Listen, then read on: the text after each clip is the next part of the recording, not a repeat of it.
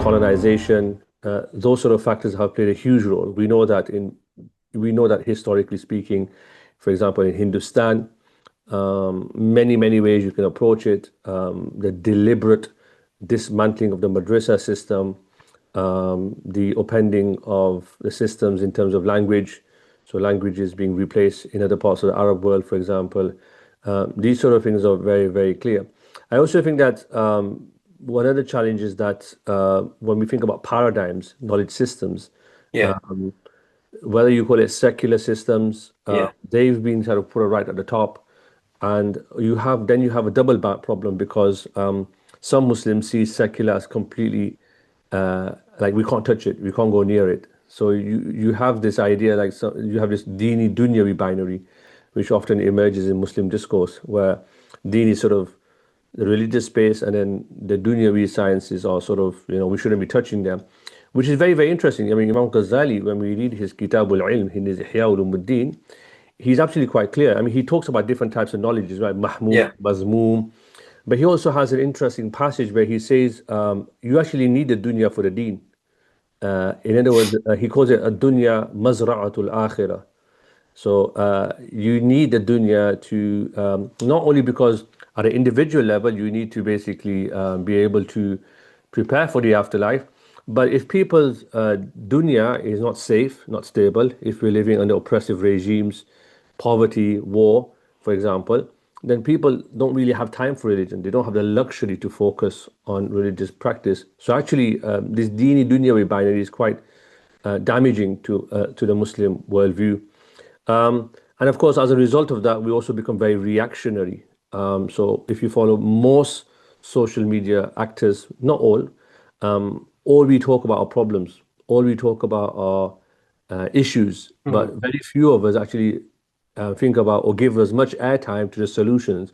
When I watch people talk about this is problem or that's problem or this is haram or whatever, Yeah. Yeah. I'm always interested in, okay, so what have you got to say about it? What's the Definitely. solution to it, right? So it's easy saying modernity and post-modernity is bad. Okay, so how do we live? Capitalism. We live in capitalism. We breathe capitalism. What's the solution? What do we do with it? Do we reject it completely, which is kind of very problematic, or do we kind of think about critiquing it, but thinking about how we can make the world a better place? So I think structurally we had colonialism, we had these sort of issues that have come. We've also had philosophical challenges that have come in. We've also had I mean, it's never tied separate from finance. Awqaf were dismantled. I know in the UK now, alhamdulillah, there are now organizations, people are seriously taking into consideration endowments to kind of support madrasa students. So I think those are some of the issues that have led us to our current situation. And we're really imitating. We're not a tahqiq culture, illa mashallah. We're not doing innovative research. We're not able to produce people who are. We're kind of talking in our own little bubble, and we're not engaging with the world. What's happening out there? I mean, you're mashallah very familiar with the field that you're in. But I mean, most people are not aware with what's happening in physics, in mathematics, let alone AI. And so we have to really engage with these sciences. And sometimes it's useful to get people who are not necessarily from madrasa situations, but who have a hard science background. I was talking to a colleague of ours about this. Sometimes people who have a science background, they might be the ideal person or people to get into madrasa and to teach because they have the scientific background. They all know what's happening in real time, and they can bring that into conversation with the nusus in the Quran and Hadith and fiqh behind me. So what we really need to do is think about not breaking, but bringing together into a synthesis. So we have what I would call an epistemicide. We've separated all the sciences, and we can't see them anymore as a coherent whole because we no longer teach metaphysics, we no longer do ilahiyat, we don't really do kalam, we don't really do theology. We're still kind of thinking the world's some 6th century, 8th century, 10th century place. It's kind of, we really need to think about how we can prepare our youth, our children, our madrasa graduates for the real world out there. Would want a couple of things I want to add to definitely your diagnosis is there was, of course, the decline of Islamic education in general being traced back to the collapse of, the Ottoman Khilafah, because here you had obviously a unified political intellectual infrastructure that once upheld Islam as a kind of, on a civilizational level. That collapse inevitably is going to have repercussions on the way the educational infrastructure will be. So I think the collapse of Muslim territorial political unity had that effect. You also mentioned about the binary, this kind of secular, sacred, religious, worldly binary, and that rupture came with, of course, colonial modernity, where we separated knowledge, into this kind of dualism of religious and worldly.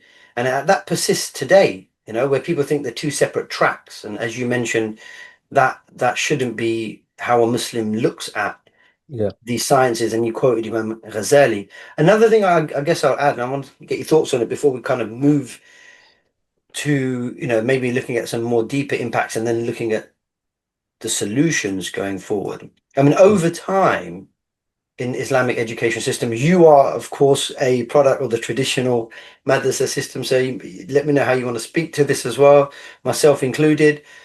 I mean, rote memorization, the claim is this, that rote memorization, this kind of hifz of mutun and material, replaced critical reflection and critical nurturing a sort of independence of thought.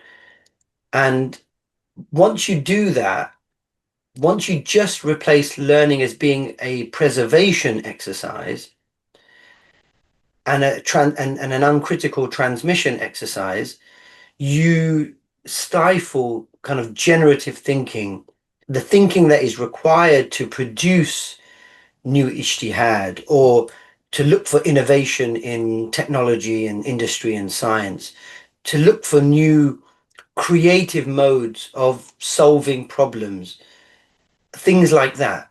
So I don't know what you think about that particular, because I know we're still on the kind of diagnosis part. Yeah. I don't know what you think about that idea about, did rote memorization kind of puncture our tires a bit over the generations? Yeah, I mean, it's easy to, I don't think it's hifz itself. Yeah, I yeah. think it's a number of factors. But to speak to hifz, I mean, memorization is not unique to Islamic tradition. Yes, Other yes. cultures, there are books that are written on this, where memorization was celebrated. And it's important to just acknowledge that. So it's not unique to Islamic civilization. I think what's happened is memorization is a stage on a journey to acquiring knowledge. It's not the end goal. And in our culture, in certain places, at least in the UK, people almost glorify memorization or hifz of the Quran to the extent that that's all they do. But nobody really understands what Revelation says. So there's a danger that we memorize the Quran just so we can get our children to become trophy children, so we can tell people that they memorized the Quran. When you ask the child, what have you memorized? What does Revelation actually say? Or what plans do you have to study further? They don't have any plans, or the parents don't have any plans to study further. So that's an important point. I think we need to speak to people and say, well, it's good that a child has memorized Quran, or you want them to. Why haven't you thought about them understanding Revelation?